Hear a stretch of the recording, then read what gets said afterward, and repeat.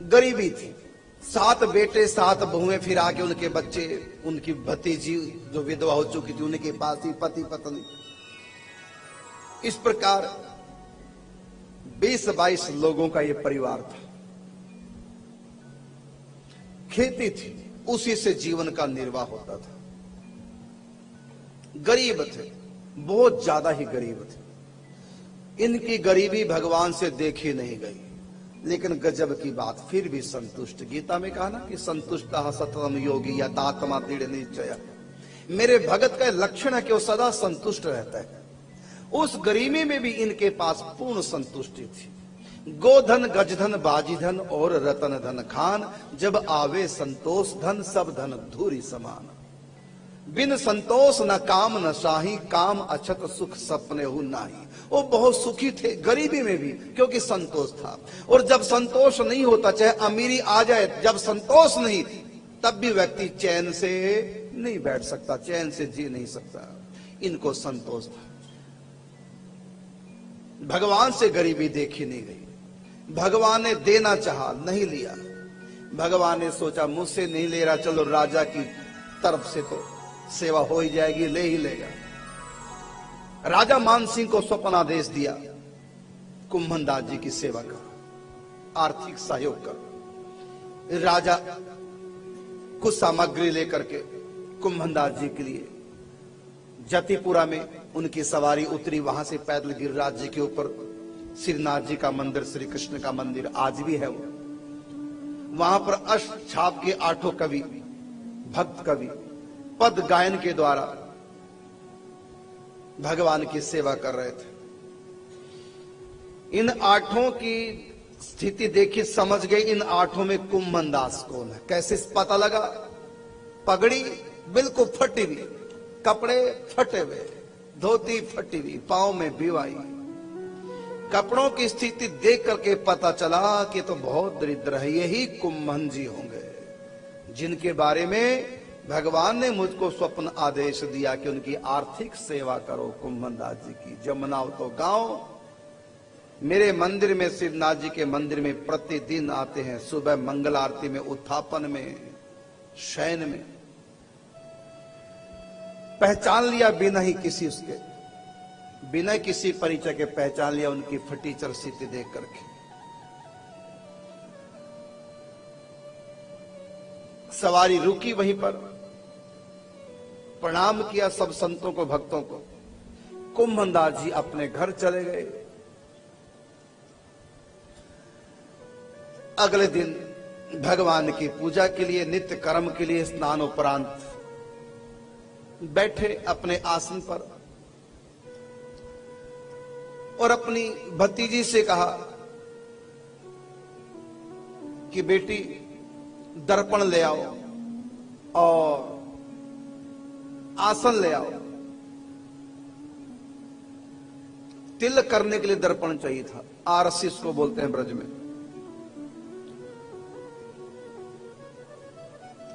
उसी समय ठाकुर जी कुंभनदास की गोद में बैठे, प्रकट हो गए, गोद में ही प्रकट हो गए श्री कृष्ण, बाल कृष्ण। और कुंभनदास जी से कहने लगे कि बाबा, आज मैं बहुत बढ़िया बात आपसे कहना चाहता हूं। कुंभनदास जी बोले, कहिए जय जय, क्या कहना आपको? कौन सी बात बढ़िया कहनी, कहिए। मैं बहुत बढ़िया बात कहूंगा आज। हाँ बोलो, कहिए तो सही।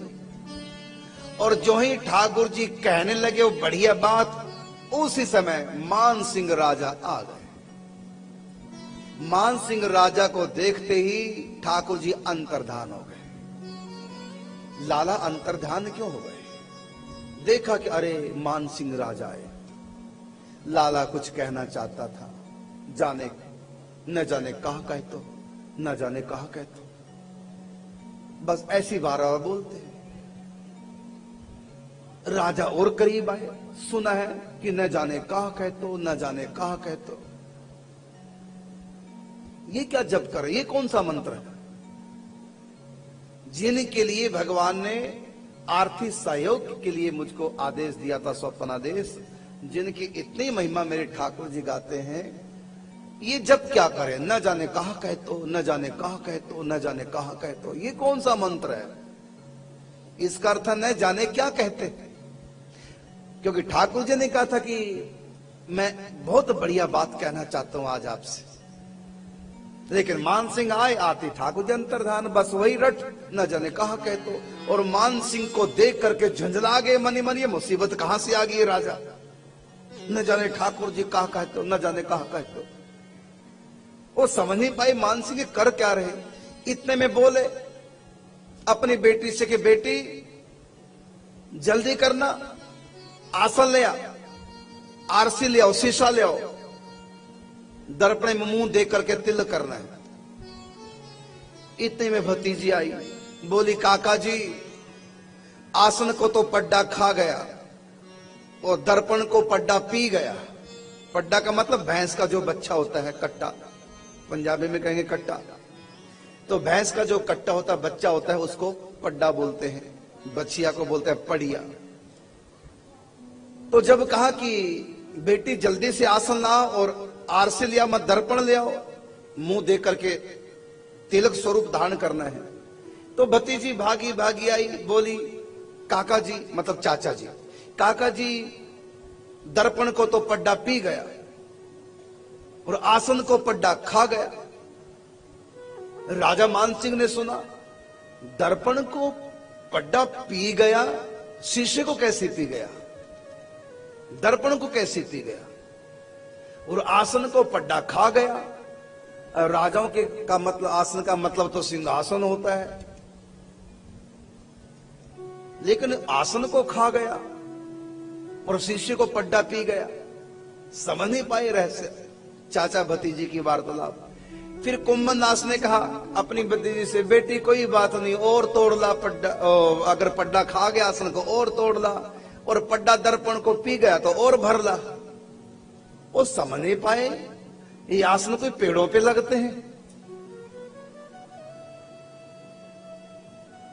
दर्पण पी गया तो और भर ला, ये कैसा दर्पण जो भर ला। पता तब चला, इस बात का अर्थ तब लगा जब वो आसन के स्थान पर मूंज को, हरी मूंज को काट के ले आई, पत्तों को काट के ले आई, और दर्पण के स्थान पर एक पत्थर की कुंडी में पानी भर कर लाई। राजा को समझते देरी लगी, इनके पास बैठने के बैठाने के लिए आसन भी नहीं है, कोई सुंदर कंबल का हो आसन, अच्छी सी चटाई हो, नहीं बस घास को काट करके आसन बना लेते हैं, ऐसी बस उसके ऊपर बैठ जाते हैं। और दर्पण तिलक स्वरूप करना है, शीशे में देकर, शीशा भी नहीं है, बल्कि एक कुंडी में पानी भरा है, उस पानी में मुंह दे करके तिलक करते थे। मतलब इनके पास दर्पण भी नहीं है। अब लगा पता कि दर्प उसमें कुंडी में पानी था, वो पानी पड्डा पी गया तो और भर ला। इतने गरीब। प्रणाम किया राजा मानसिंह ने कुंभनदास जी को। इतने में वो आसन जो था, कहा बेटी इधर बिछा दो, ये राजा बैठ जाए, लाओ कुंडी को मेरे सामने करो। अब वो सिर झुका करके तिलक लगे करने, पानी में मुंह दे करके, और बीच बीच में बोलते न जाने कहा कह तो, न जाने कहा कह तो, मतलब न जाने ठाकुर जी क्या कहते हैं। तिलक करते करते, नित्य अपना नेम करना, उससे पहले राजा से थोड़ा तिलक करते करते वार्तालाप हुई। राजा ने कहा कि महाराज मैं देख रहा हूं आपके घर को भी घास फूस की कुटियां हैं, बिस्तर को भी देख रहा हूं, आपके कपड़ों को देख रहा हूं, और आपके पास तो दर्पण करने और तिल करने के लिए दर्पण तक नहीं है, और आप गृहस्थी हैं। विरक्त संतों में तो मैंने ऐसे संत बहुत देखे हैं, लेकिन गृहस्थों में ऐसा विरक्त संत। कुंभनदास ने कहा कि राजन मेरे प्रभु लक्ष्मीपति हैं, मेरे प्रभु लक्ष्मीपति हैं। लक्ष्मी प्रत्येक क्षण इशारा देखती है अपने नारायण का, ये किसकी तरफ इशारा करते हैं, किसके खजाने को मैं भरूं, किसके कारोबारों में मैं बरकत दूं, इशारा देखती है लक्ष्मी। यदि मेरे पास लक्ष्मी नहीं, धन नहीं, अभाव है, तो ये मेरे प्रभु की इच्छा है। मेरे प्रभु यही चाहते हैं, और मेरे प्रभु वही चाहते हैं भक्तों के जीवन में जिससे भक्तों का कल्याण। ये मेरी गरीबी नहीं है, ये मेरी साधना है, ये मेरे प्रभु की इच्छा है। हम राजी हैं उसमें जिसमें तेरी रजा है। यहां यूं भी वाह वाह है, यूं भी वाह वाह है, सब मेरे प्रभु का खेल है। चल रहा है गुजारा, जीना है ना। गरीबी में जी करके कोई जाए दुनिया से, चाहे अमीरी में जी करके कोई जाए, जाना दोनों का बराबर होता है, दोनों खाली हाथ जाते हैं। अमीर जब जाएगा अमीरी लेके नहीं जाएगा, गरीब जब दुनिया से जाएगा तो गरीबी लेके नहीं जाएगा। कर्मों की पोटली संपत्ति है, उसी को लेके जाएगा। इसलिए गरीबी नहीं है, ये तो 4 दिन की बातें हैं, ये तो चाकाचौंध है माया की। जीने के लिए रोटी कपड़ा मकान चाहिए, मकान चाहे झोंपड़ी हो, कपड़ा चाहे फटा हो, रोटी चाहे सूखी हो, जो प्रारब्ध में प्रभु ने लिखी उससे मैं संतुष्ट मैं हूं, मैं अपने आप में संतुष्ट हूं। राजा ने इशारा किया अपने एक राज परिकर को, मोहरों की थैली लाओ।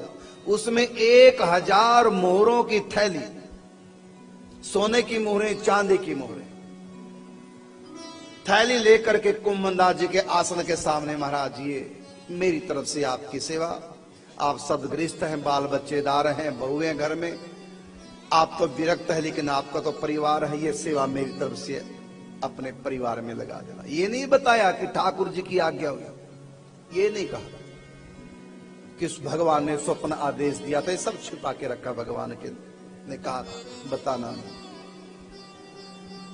उधर देखा भी नहीं मोहरों की तरफ। कुंभनदास जी कहते हैं, राजन हम गृहस्थ हैं, मैं कोई ब्राह्मण नहीं हूं, मैं क्षत्रिय हूं, और मैं कोई विरक्त संत नहीं हूं जो दान का खाऊंगा। ये तो जो विरक्त संत है वो भिक्षा मांग के दान का खा लेते हैं, और जो ब्राह्मण विप्रजन है, जो पंडिताई का पुरोहित का काम करते हैं, उनकी भी वृत्ति भिक्षा ही होती है, वो भी दान का ले सकते हैं, बाकी और किसी को दान लेना नहीं चाहिए। मैं सदगृहस्थ हूं, खेती बाड़ी का मेरे यहाँ काम है, मैं कृषक हूं, मेरा गुजारा कैसे भी चल रहा है, जी रहे हैं प्रभु का भजन करते हुए, मुझको आवश्यक नहीं, फिर मेरा अधिकार भी नहीं, मैं ब्राह्मण नहीं हूं, ना ही मैं कोई संत हूं, मेरा दान पर कोई अधिकार नहीं, अपने नाखूनों की कमाई है, बस उसी में मैं गुजर बसर कर रहा हूं, इसलिए मुझको नहीं चाहिए, आप इस थैली को उठा लो, मैं इधर देखूंगा भी नहीं। अच्छा आप धन नहीं लेते, खेती बाड़ी पर आपका गुजर बसर है। परासोली में चंद्रसूर के आसपास का जो क्षेत्र है वो सरकारी है, मैं उस जमीन का पट्टा आपके नाम लिख देता हूं और कोई लगान नहीं लिया जाएगा, आप कीजिए खेती। राजा का धर्म है, कोई भी व्यक्ति गरीब हो उसका सहयोग करना, ये मेरा धर्म है। मैं सरकारी जमीन का कुछ पट्टा आपके नाम लिख देता हूं बिना लगान के ही, सालाना कोई लगान टैक्स लिया नहीं जाएगा, आप खेती कीजिए, अच्छी प्रकार से अपने परिवार का लालन पालन पोषण कीजिए। कुंभनदास ने कहा, मेरा गुजारा चल रहा है, मुझको 2 वक्त की रोटी मिल जाती है, जिनको 2 वक्त की रोटी भी नहीं मिलती, जो मुझसे भी अधिक गरीब हैं, ये सेवा आप उनकी कीजिए, मुझको आवश्यक नहीं। कभी आवश्यक होगी मैं बता दूंगा, अब मुझको आवश्यकता नहीं, मेरा गुजारा चल रहा है। कमाल के विरक्त है। फिर कहा, अच्छा ऐसा है कि आप सरकारी जमीन नहीं लेते, कोई बात नहीं, जिस दुकान से आप रसोई का सामान खरीदते हैं वो दुकानदार बता दो, मैं सरकारी आज्ञा पत्र उनको लिख देता हूं, आप उस दुकान से कुछ भी ले लेना फ्री में, और साल बाद यहां का जो हमारा दीवान होगा वो सरकारी कोष से आपका सारा दुकान का जो खर्च होगा कर्ज वो चुका देगा। जो भी आपको चाहिए आप दुकान से ले लीजिए और साल के बाद दुकान का हिसाब किताब चुकता सरकारी कोष से किया जाएगा। आप बता दीजिए आपका दुकानदार कौन है जहां से आप घर का सामान लेते हैं?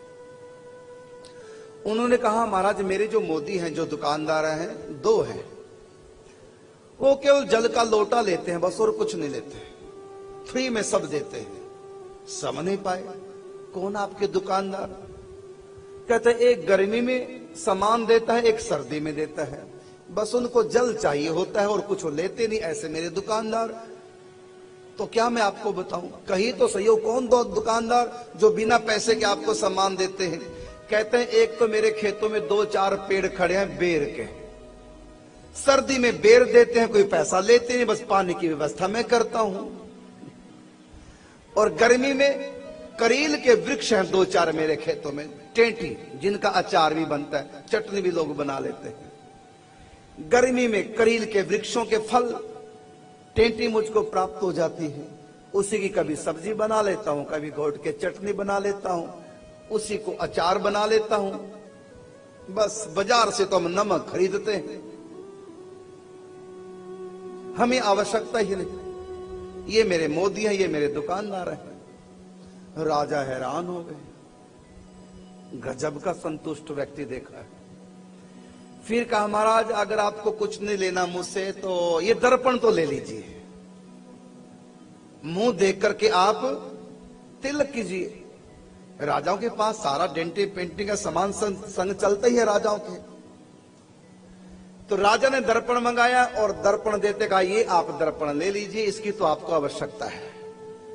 उसने कहा राजन आप क्या मजाक कर रहे हैं, घास फूस की झोपड़ियों में ये हीरों का जड़ा दर्पण शोभा देगा? कोई झोपड़ी में, घास फूस की झोपड़ी में एसी लगवाए, ये तो मजाक है। पता नहीं झोपड़ी की बेइज्जती है कि एसी की बेइज्जती है। तो ऐसी बोले इन झोपड़ियों में राज दरबार का ये शाही दर्पण क्या शोभा देगा? फिर राजन जल की कुंडी में मुंह दे करके तिलक होता है, हो जाता है, इससे गुजारा चल जाता है, फिर दर्पण का क्या करना? तीसरा फिर आपके हीरे जड़ित दर्पण की कौन रखवाली करेगा? किसी चोर को पता चल गया रात में झोपड़ी में घुसकर चुरा ही ले जाएगा तो लाखों का दर्पण आपका, हीरे जवाहरात जड़े हैं आपके दर्पण में, मुझे नहीं चाहिए आप ले जाइए। राजा बड़े दुखी हुए। अंत में राजा ने थोड़ा सा झुंझलाते से हुए कहा महाराज कुछ तो आप कहिए, कुछ तो मुझको सेवा का मौका दीजिए, मेरा भी जीवन धन्य हो, मैं इतनी दूर से आपकी सेवा के लिए आया हूं, कुछ तो मुझको अवसर दीजिए, कुछ तो आज्ञा कीजिए। हाँ मैं एक आज्ञा करता हूं, क्या आप पालन करेंगे? प्रसन्न हो गए राजा मान सिंह, प्रसन्न होकर हाथ जोड़ के बोले महाराज बिल्कुल आप आज्ञा कीजिए तो सही, आपकी आज्ञा का अभी मैं पालन करने के लिए तत्पर हूं। कहा ठीक है मैं आज्ञा देता हूं, इसी समय पालन कीजिए। ठीक है महाराज आज्ञा दीजिए। कुंभनदास ने कहा मेरी यही आज्ञा है, अब आप यहां से जाइए और दोबारा कभी मत आइए। बेचारे का मूड ही ऑफ हो गया, अभी आप जाओ,